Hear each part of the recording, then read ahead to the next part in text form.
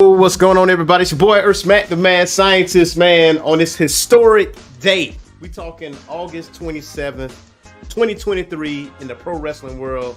And that's what I mean by historic, because AEW All In is officially the world record holder for paid attendance. Like, this is not hyperbole. This is not made up numbers. This is actual numbers. 81,035 people paid attendance in that building at Wembley Stadium for AEW's All In. The first UK show, the first European show AEW has ever done. And they officially broke the world record for pro wrestling attendance. It was 81,000. I repeat, 81,035 people. Not only that, they already announced that next year's All In will be at Wembley Stadium. And it's going to be more people than it was this time around. So mind you, this is, I want to say, a 90,000 seat venue, right? They got 81,035 people. And according to Tony Khan, there was actually 90,000 people actually in the building. But as far as paid attendance, it was 81,035. And that's the number that he was focusing on, not the people in the building that didn't pay and the people that paid. Now, he wants the people that paid. And it was 81,035 people, man. I'm telling you right now, man, AEW All In was historic. This is probably, I'm gonna just say it right out the gate, this is probably the best pay-per-view show that they have ever done.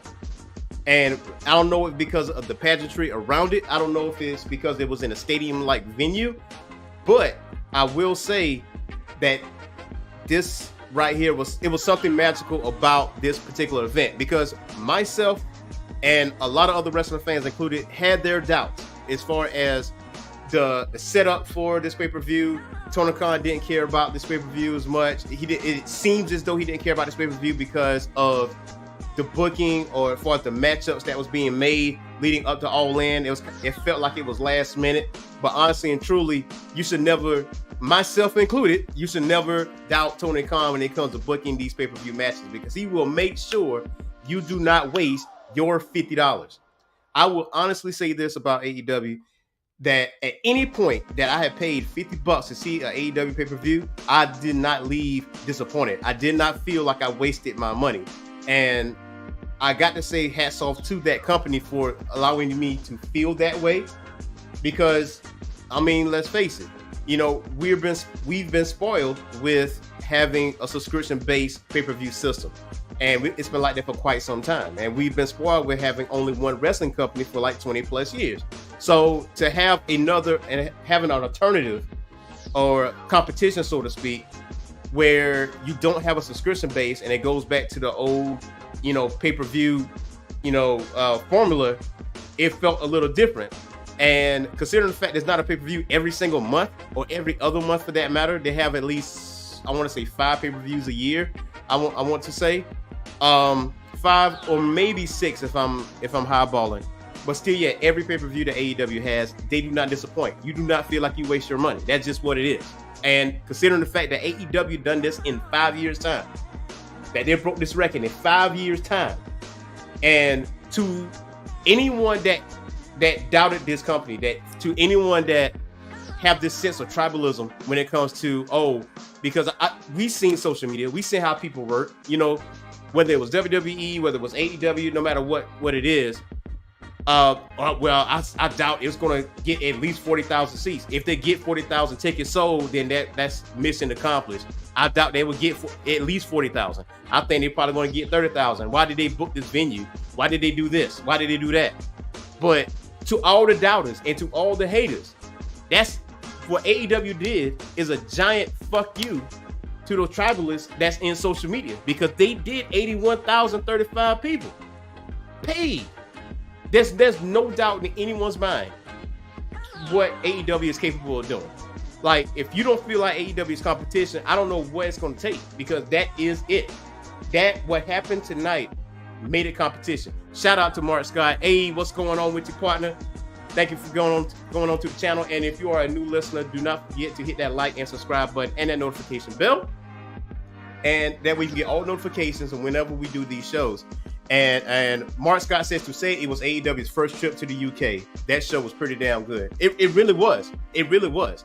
I mean, All In is still number one trending on Twitter from the time of the pre-show to the medium scrum. It is number one trending. Like, and it held that spot for hours. We talking like 6 hours, like 6.5 going on. 6.5 hours is number one trending. So what they done in the UK, it brought more eyes to the product. If you're not a wrestling fan, you're damn sure paying attention now. Like, that's just what it is. And I'm gonna go through the card. I'm gonna go through the matches. I'm gonna go through all that stuff, the good, the bad, the ugly, the indifferent, or whatever the case may be. But right now, here and now, All In is, at this point in time, as far as attendance goes, is number one. I don't care if they hold it for a week. I don't care if they hold it for a day. The fact that they had that spot, you can't take that away from that company, period, bar none. So, also, there's some surprising wins. There was some surprising losses. There was some, some people might say questionable decision making or questionable booking decisions, but all that stuff don't matter. Now there's been some rumors, there's been some noise about Jack Perry and CM Punk getting into it backstage. And now here's what I know so far, according to Sean Rapp of Sean Rapp Sports and Twitter. It's been stated that CM Punk, allegedly, he wasn't too comfortable with actual glass being used during Jack Perry's match. And Jack Perry actually got suplexed on the windshield, but before that, he says, "That's real glass, cry me a river." And that was like a shot at Punk, with people speculating that's what happened. And then right before Punk went through the curtain, there was some sort of altercation before he went out to do his match with Samoa Joe. Now, that's all we know. Now, whether it's true, we don't know, because a lot of people just speculating that they actually physically got into it and Jack Perry got sent away. We don't know the legalities of it. We don't know what's true and what's not. So until further information comes out, that's all myself though, that's all you know. So I wouldn't just hop on Twitter and just look at the dirt sheets or anything like that, because sometimes dirt sheets lead you astray. Earlier this week, dirt sheets were leading people astray. There was a Pro Wrestling Talk Facebook page, and you know how you get those Facebook group pages that pop up on your news feed? I had one pop up saying that Roman Reigns he gave his SmackDown title to Bray Wyatt's family at SmackDown. And people was commenting, "Oh, that's cool, that's respect." I'm like, were y'all watching SmackDown like I was? Because Roman Reigns wasn't on SmackDown. And honestly, Bray Wyatt unfortunately passed away like that evening or the day before SmackDown. So how is it his family going to fly out to SmackDown for that? That's beyond me. And there's no news about that. So dirt sheets will lead you astray. Dirt sheets will get you into some bad juju. Speaking of Bray Wyatt, there was a tribute to Bray Wyatt by the House of Black. The House of Black brought a lantern out in their entrance, and they set it down in the aisle as they went through the entrance, man. And that was pretty cool to see. And that was an awesome tribute to have. And there was a tribute to Terry Funk as well in the strange, well, I can't say the strange way, but in the right way. But we will definitely be covering that. Miro and Powerhouse Hobbs did their contract signing at All In at the pre-show. And Will Hobbs and Miro will be facing each other at All Out in Chicago next week. Now, we got 2 different pay-per-views in a week's time, so All In is over and done with. 7 days later, you got All Out in Chicago. So I'm not sure if that pay-per-view is going to be $50 because, we just paid $50 for All In. I'm not sure how that's going to pan out, but it is what it is. Now, the first match that opened the pre-show was Adam Cole and MJF versus Aussie Open for the Ring of Honor Tag Team titles. Now, I'm going to tell you right now, for these 4 individuals, but now more specifically those 2 individuals that started All In and ended All In, that says so much about this talent. Like, a lot of people want to say the younger talent was getting buried or whatever the case would be. You can't say that on this show. You can't say that at any point in the show. Wins and losses are not burials. Let's just put that out there. Losses are not burials. And I think people use the term burial way too loosely, and they just forget the whole meaning of the word burial. But anyway, Adam Cole, his journey, man. I mean, you look at him in NXT.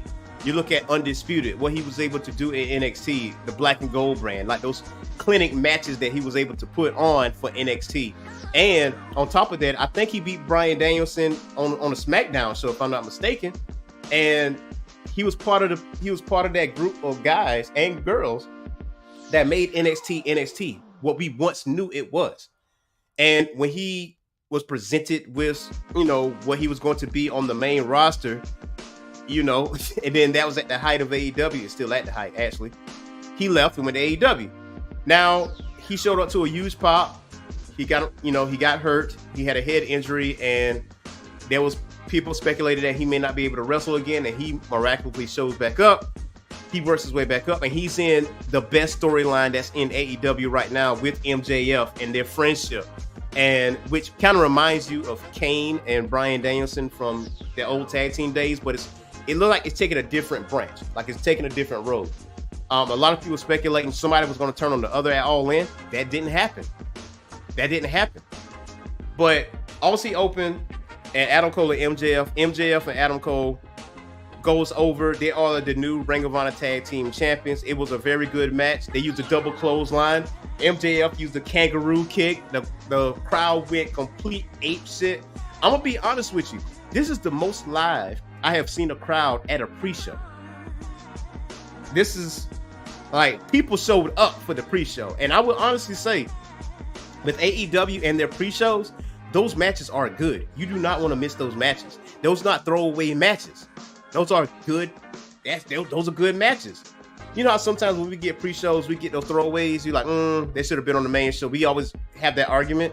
But when 0 Hour showed up on YouTube, it was a very good match. The crowd went crazy.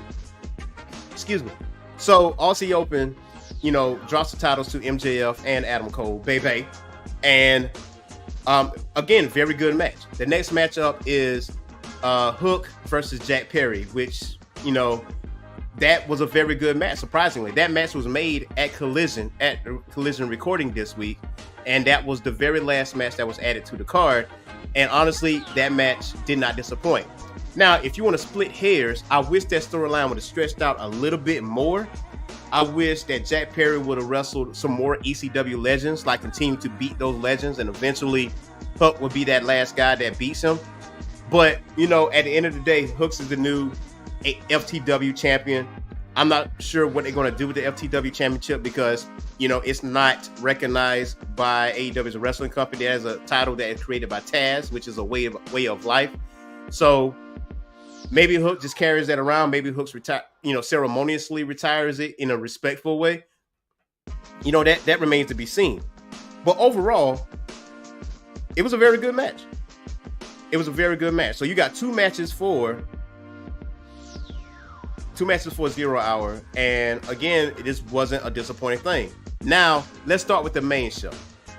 So if you want to say this was the first match on the main card, then yes, that's the first match on the main card. Samoa Joe and CM Punk. Let me tell you something. That was a hot match to open with.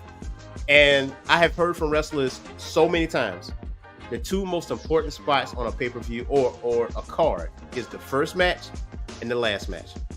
Because if you open the show with a very hot match, you got to go in the back and say, hey, you got to follow that. You got to top that. And Samoa Joe and CM Punk, they came a long way.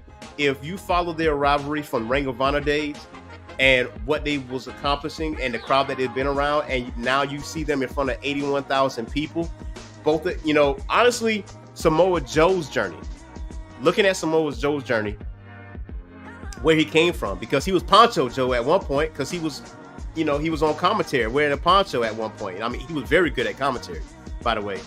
But as far as his absolute full potential, or the potential that we seen him in TNA of old and post, during NXT Black and Gold, but we didn't see that as much in the main roster because, you had some injuries and this, that, and the third. But rightfully deserved, he opened the show with CM Punk. Now, he came up with the loss. That don't really mean nothing. He's still the king of television. He's still the Ring of Honor television champion. And I mean, honestly, you could see that happening, especially if CM Punk is proclaiming himself the real world champion and he's carrying that belt around. This is his first official real world championship title defense. So to say that Samoa Joe should have won, that really wouldn't make sense. Now that would have been a shocker, honestly. That would have been a stab in the dark. But I feel like that rivalry is going to live on, and this is not the last time we actually going to see them one-on-one with each other. So a very hot first start with Samoa Joe and CM Punk. So many callbacks to, there was John Cena throwing the finger up at the crowd. There was the Hogan Hulk out and the pointing and there was a lot of callbacks to previous matches of old, and that was actually really, really good to see. So very, very good match. And the second match that was on the card that followed it was Team Kenny Omega, which is the Golden Elite, versus Team Konosuke Takeshita and Bullet Club Gold. We're talking Jay White, Juice Robinson, and Takeshita. And Takeshita gets the dub. He pins Kenny Omega once again. And now that carries over to the story of Kenny Omega versus Takeshita at All Out. And if you're really keeping track of the card, since his separation from Don Callis, Kenny Omega has been taking some L's, like single L's. And I think Don Callis stated in the media scrum that he's 0 for 6 when it comes to singles competition or something like that. I got to go back to my notes and check that. But Kenny has not been on a strong winning streak since getting away from Don Callis. So that's right there is something. But overall, this is a 6-man match. It was a very good match. I know this was a audible that was being called because a lot of people were speculating that Bryan Danielson and Kenny Omega was to face each other at All In at Wembley Stadium. But unfortunately, Bryan Danielson was hurt during his Okada match, and he pretty much wrestled with one arm. So unfortunately, Bryan Danielson missed All In. They had to call the audible. You got to have Kenny Omega at All In, and Adam Hangman Page. And Kota Ibushi. You got to have them at All In. You got to have them at Wembley in some capacity. But overall, this was a good match. The crowd was into it. If you really notice in the crowd, there was an inflatable kangaroo that was being passed around. This was kind of like an ode to MJF doing the kangaroo kick and all that other stuff. But overall, this was a very good match. And this also furthers the story between Omega and Takeshita as far as their ongoing story is concerned. There's no belts included. It's just a grudge match, and it don't need to be a belt. It doesn't need to be a belt. Now, the next match up was, I want to say FTR and the Bucks. Yes, FTR and the Bucks. And honestly, this was the rubber match between those two to see who is the best tag team in the world. I mean, I know myself and one of my former co-hosts, Rick Robb, we always have this debate. Who's the best tag team? Whether it's the Usos or FTR. There's valid arguments on both sides. And, I'm more on the FTR side because considering the fact that everywhere they went, they were world tag team champions. At one point, they had 3 different tag team championships at one time in 3 different companies. So it's kind of like, that was my argument. But them and the Bucks, they put on a clinic. They had you on the edge of your seat. You don't know who was going to win this match.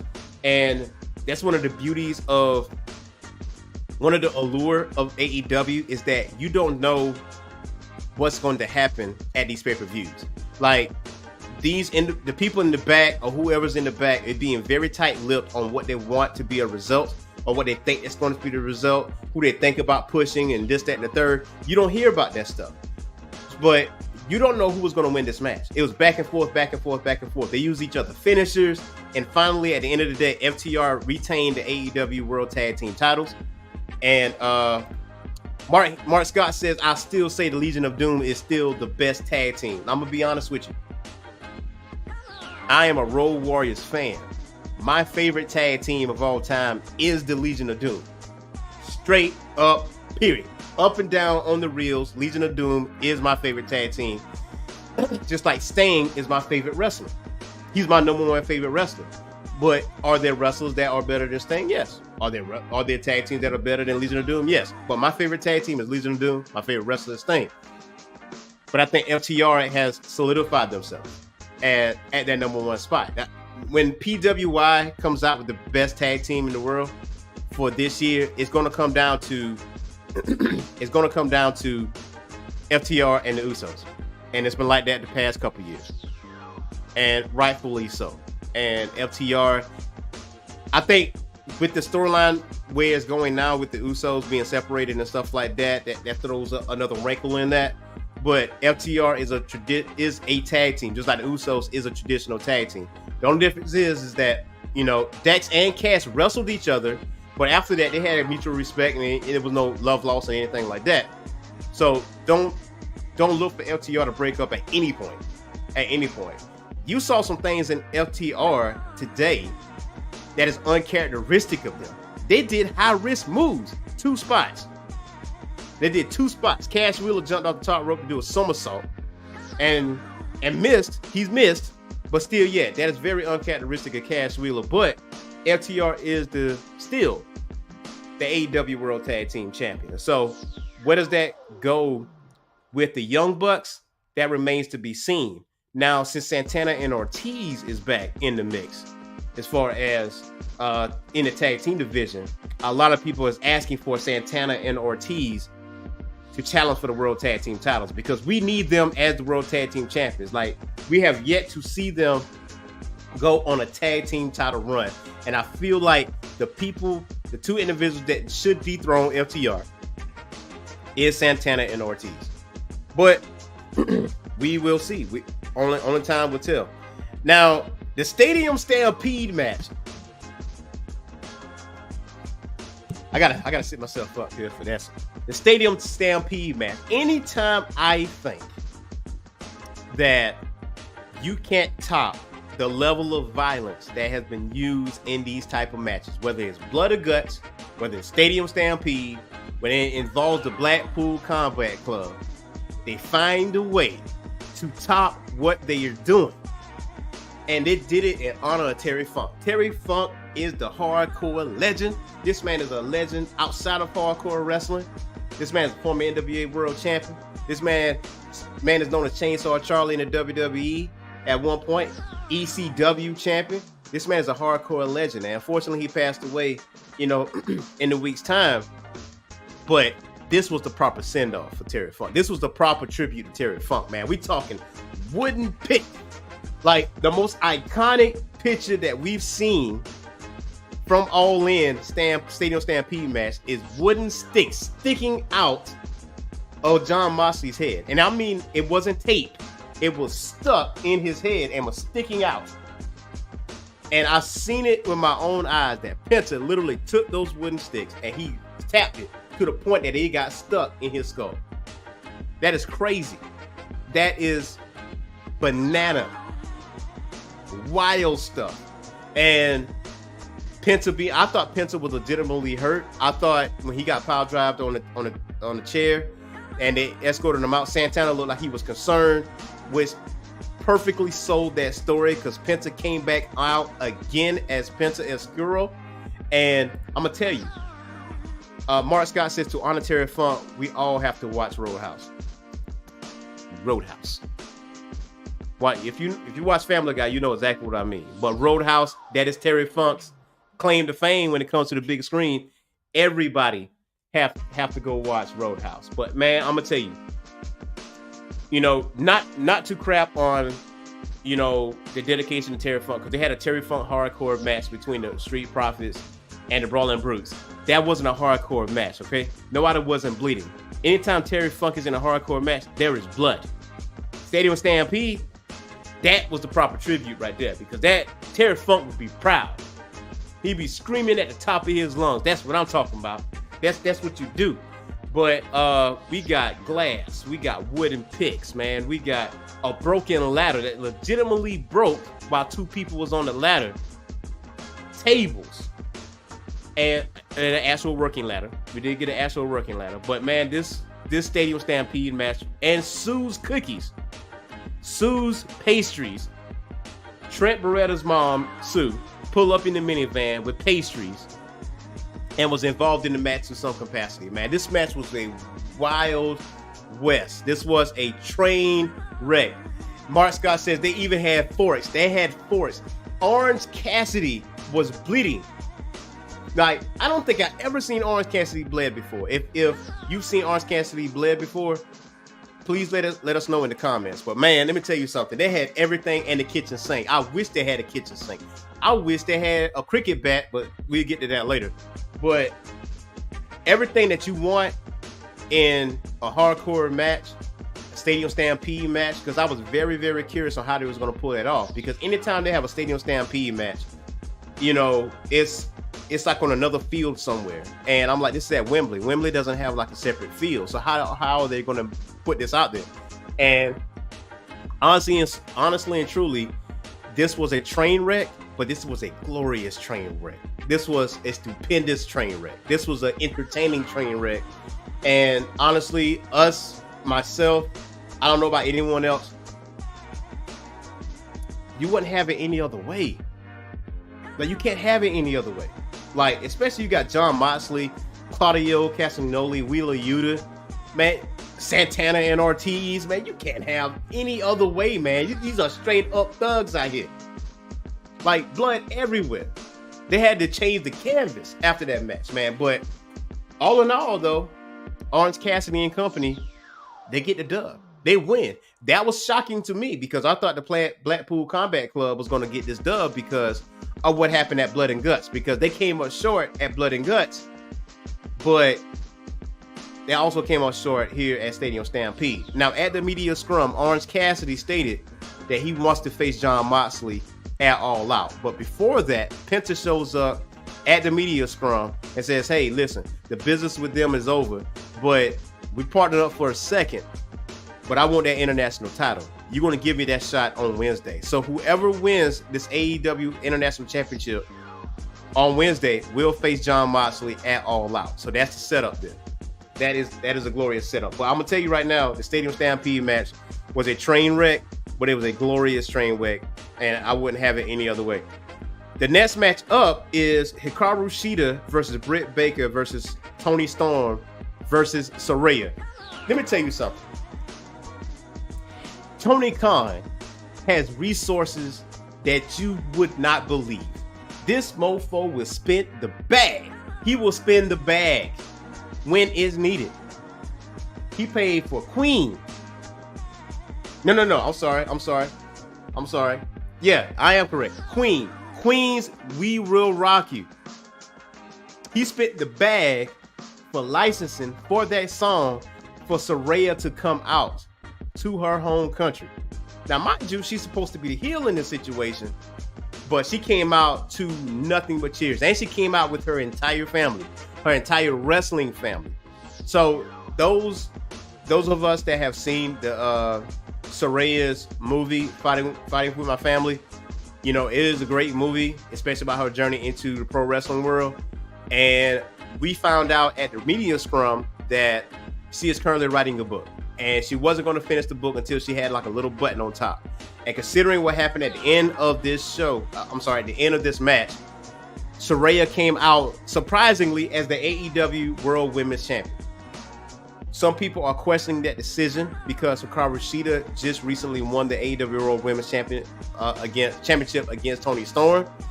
I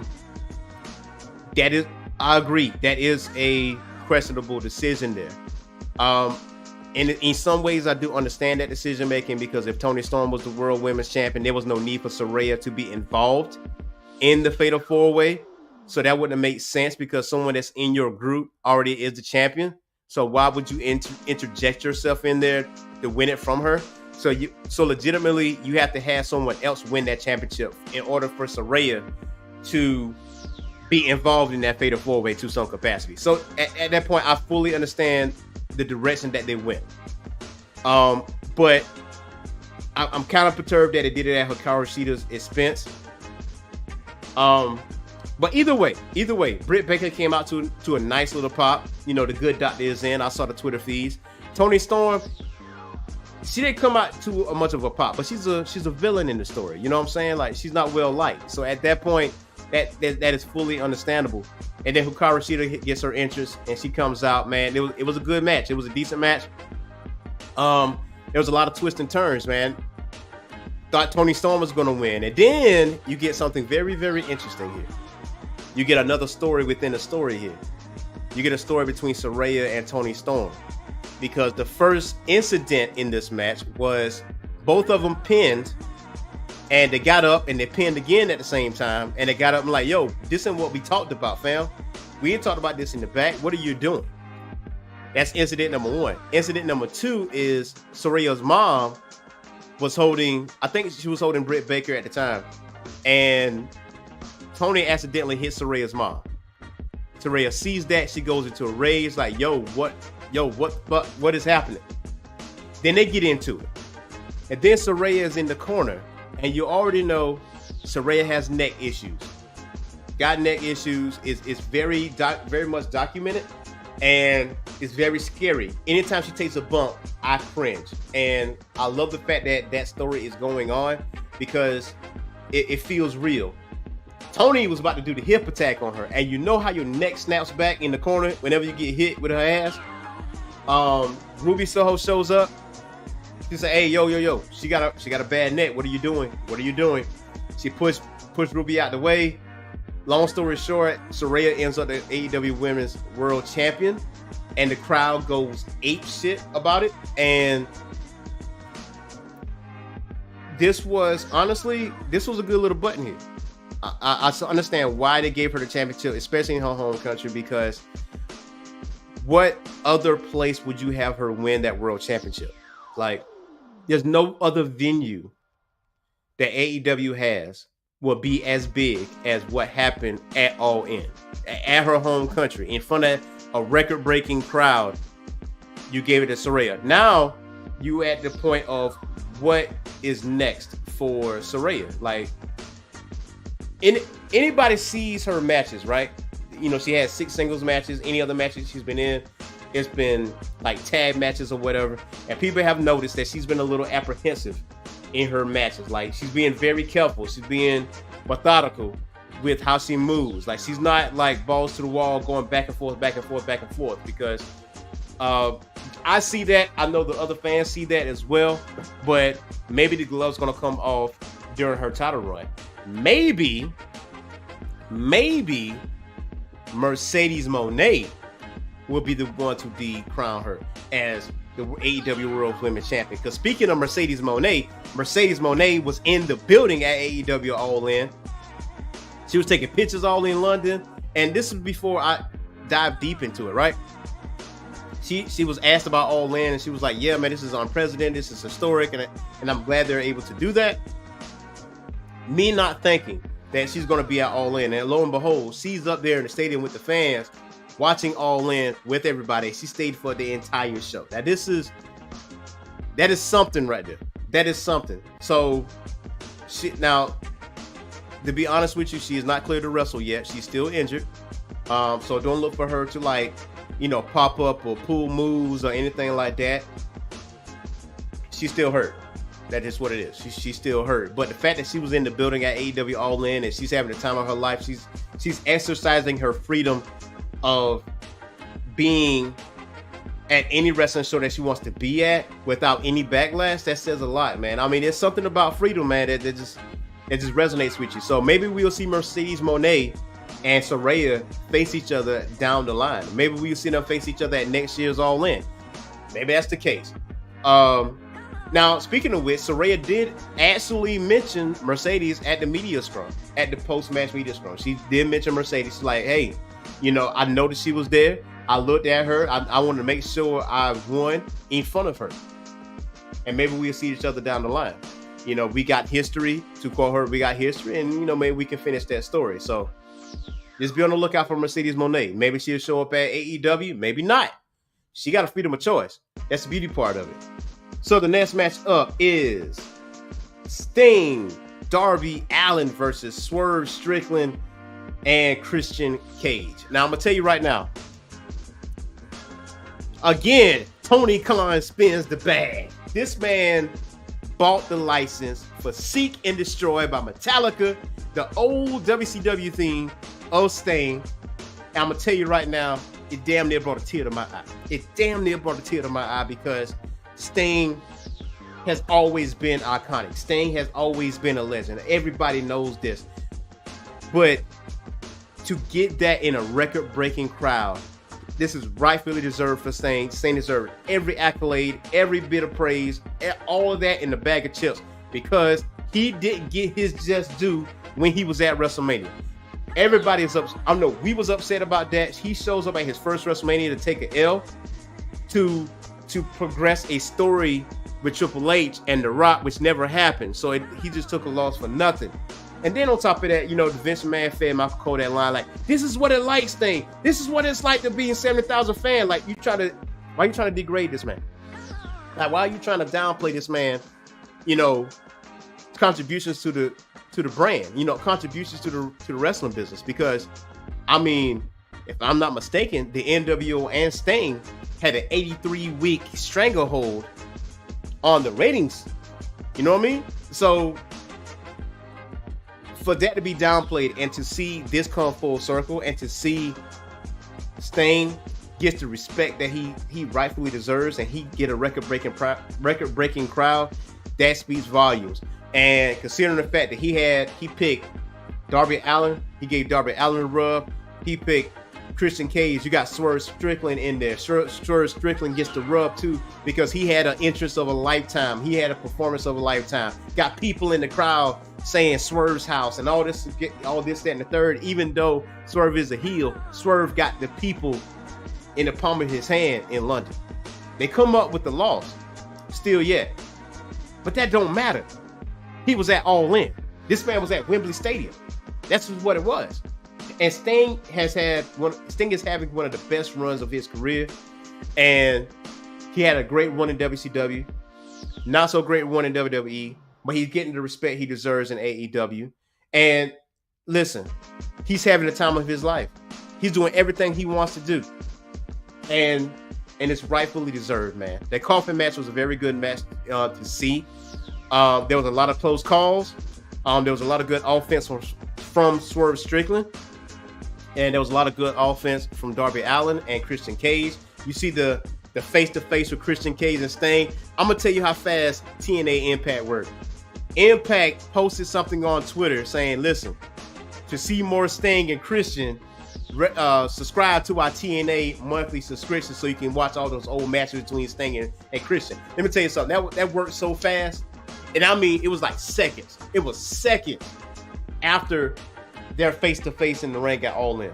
I was like, man, TNA worked fast. TNA works fast. And I might sound a little biased when I say this, but Sting is my favorite wrestler, but he deserves everything and more. And when he has his final match at AEW and everything else in between, this will be a proper send-off for him. And whoever gives him his first loss in AEW, that's going to elevate that other person. This is what makes it grand. This is what makes it good. Because whoever beats Sting, they catapult it somewhere else. Who knows? Maybe it's Darby Allin. Only time will tell. Only time will tell. Now, here's another one. Chris Jericho and Will Ospreay. UK's own Will Ospreay brother. Let me tell you something. Chris Jericho came out performing Judas live in front of a record-breaking crowd. He comes out singing Judas with Sammy Guevara, and then Will Ospreay comes out. I'm gonna tell you something right now. The crowd goes ape shit for Will Ospreay. Will Ospreay is that motherfucking boy. You understand? He is him. Will Ospreay is that guy. You know what I'm saying? You know what? Y'all don't understand. Y'all don't understand. I gotta break this thing down to you because I took a screenshot of the accolades of Will Ospreay. In the last 2 months, this man has beaten Kenny Omega, Okada, Shingo Takagi, and Chris Jericho in 2 months' time. In 2 months, this man has beaten all these greats. Will Ospreay is him. Don't ever deny Will Ospreay. Anybody on social media that has something negative to say about Will Ospreay, your kid rocks, bruh. I'm gonna tell you, because Will Ospreay is him, all day, every day, and that's just what it is. Chris Jericho continued to prove himself to be one of the greats, one of the greatest of all time. Anything that Chris Jericho does, Anything that Chris Jericho does, he makes it work. Whether it's the list, whether it's Lionheart, whether it's the Demo God or the Ocho or the Painmaker, whatever Chris Jericho does, he makes it work. He understands the business back to front, side to side, up and down, left and right. No matter what it is, Chris Jericho is him. And the fact that Will Ospreay goes over on Chris Jericho, man, I'm gonna tell you, man, it just, for it to happen in the UK, anybody can see that was going to happen. But still, yet, man, this match was actually really, really good. The total story in the ring, and honestly, in less than a week's time, they made you invest in this story. Because a lot of people was thinking this was a put together match. You know, they're just kind of they're trying to fill the all-in card. They're trying to do this and that and the third. And mind you, somewhat, I thought the same thing too. But anytime Will Ospreay's on TV, I'm gonna tune in, I'm gonna watch. But Will Ospreay cut the promo of a lifetime with Chris Jericho before this match. He said, "Listen, I got a kid, my girlfriend's kid. I'm paying his way through school. You understand what I'm saying? Like this right here, I'm coming. You know what I'm saying? This is not just another match for me. Like, you are great, but I'm better. I'm the Billy Goat. You understand what I'm saying? Like, this man cut a promo of his life, which made you invest in this match. Chris Jericho's promo, his response to Will Ospreay, made you invest in this match. His interference at Rev Pro the night before All In made you invest more into this story, and Will Ospreay leaves on top. So, I mean, honestly and truly, there's nothing else more I can say about that. Will Ospreay is the man. He is him. He's that boy. That's just what it is. So moving on, we got the Acclaim and Billy Gunn versus the House of Black. The House of Black, again, I say,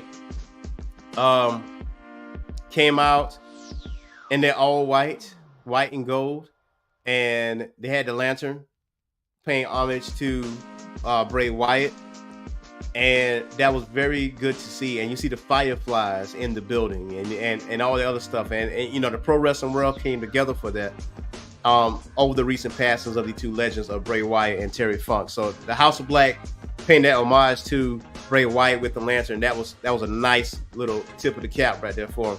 And they went up against the Acclaim and Billy Gunn. The story here is that the House of Black got the Acclaim's number. That beat him twice in a row. Made Billy Gunn retire somewhat. And Billy Gunn comes back as the badass Billy Gunn. And long story short, the Acclaimed comes out on top as the new Trios champions. Now, there was a lot of little fun nuggets in the match. One of the fun nuggets is that Billy Gunn gave the crotch shot to Julia Hart, and Anthony Bowens did the scissor me on Julia Hart. That was different.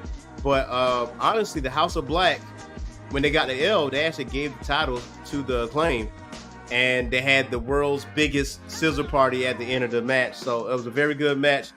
Honestly, that was a match that, you know, to get everybody feeling good and get everybody straight, get everybody together for the main event, which is MJF versus Adam Cole. Let me tell you something. The MJF and Adam Cole match had a lot of twists and turns. There was a lot of emotions. They had the crowd by the balls. You understand? They had the crowd in the palm of their hand. No matter what they did in that match, they had them.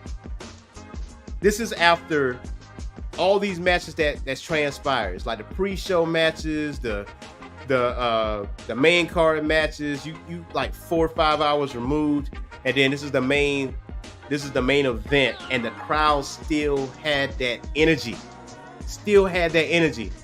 If you don't think MJF and Adam Cole is them, I like, what are you watching? Like, what are you watching?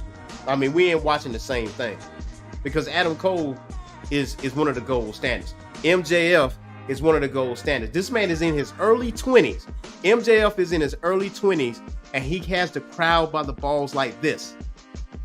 Like, to say this man don't understand the business, like, that's criminal to say he don't understand the business. He understands the business. Like, he stays in character off screen and on screen. Like, that's dedication.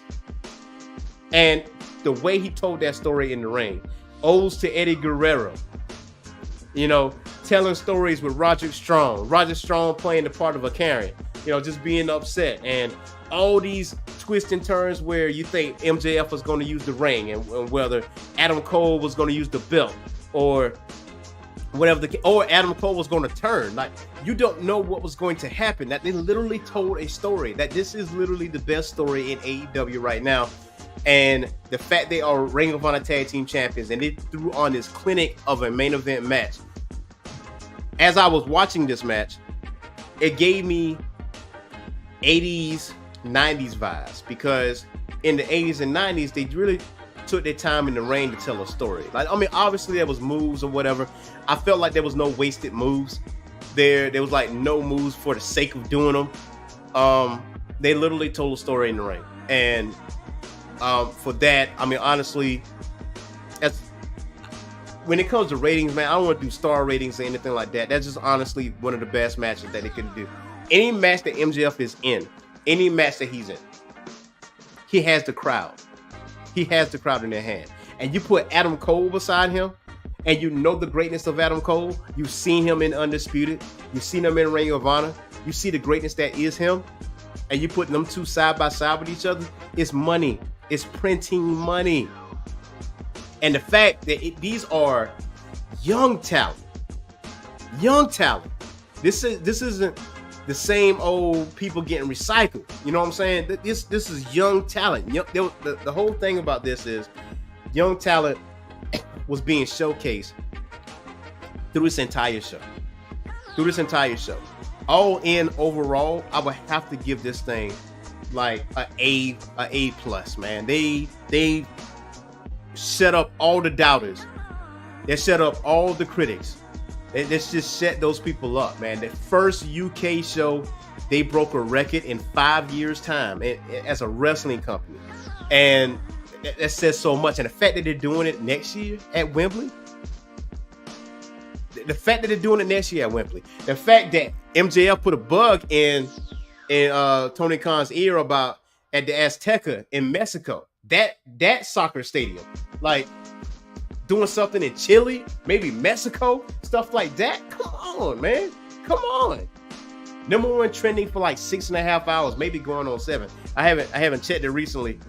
Let me look at it right now, because honestly, it's 8:10 right now, so I'm pretty sure that, you know, the trending has dropped down or whatever, rightfully so, because, you know, the show's over. So it dropped down to number 2. That's it. It dropped to number 2 because the show was over at this point. But hey, now I'm gonna go on and say this. I absolutely love pro wrestling. I love WWE. I love AEW. I love New Japan Pro Wrestling. I just love pro wrestling as a whole. So I'm gonna say this, you know, from the heart.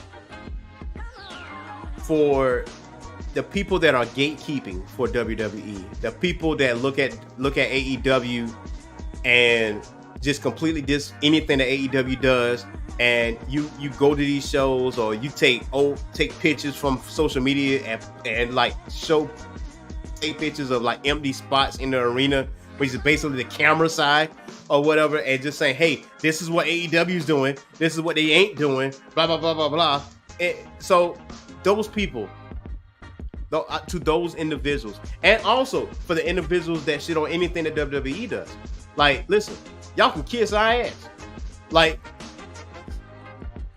to have that level of tribalism in the wrestling community is completely asinine, because the wrestlers in both these wrestling companies know each other. They support each other. They amp each other up. Competition is good for wrestling. I don't understand how these people on social media just talk this way all the time. They got something negative to say about every single thing AEW does, or every single thing WWE does, because AEW is not perfect. WWE is not perfect. We know that. We hold them at a higher standard, or whatever the case may be. But still, yeah, competition is good. One wrestling company running it all, it doesn't help anything, because when you got one wrestling company, you don't have to do a whole lot. Because I got one, you're gonna watch it regardless, whether I put on a sucky product or if I don't. You're gonna still watch. You're gonna bitch and complain, but you're still going to pay to see it though. You're not going to stop watching. That's the thing. That's the whole crux of it. But now that AEW is here, they're here to stay. If they wasn't on the map before, they are on the map right now. And there's no denying that. So now the ball is in WWE's court. Now, what you gonna do? What kind of product you gonna put on? What is there to see? Because honestly, us as a fan base can't wait to see it because we know it's gonna be great. And then the ball's gonna be back in the AEW's court, and it's gonna be back and forth, back and forth, back and forth, back and forth. Healthy competition is good. That's just what it is. Healthy competition is good, and that's what it is. Now, with this deal with Endeavor, and it would be my guess that WWE would not have the subscription-based pay-per-views going forward. I think that the major pay-per-views like Royal Rumble, WrestleMania, Survivor Series, and SummerSlam is going to be paid events. And also, I will say this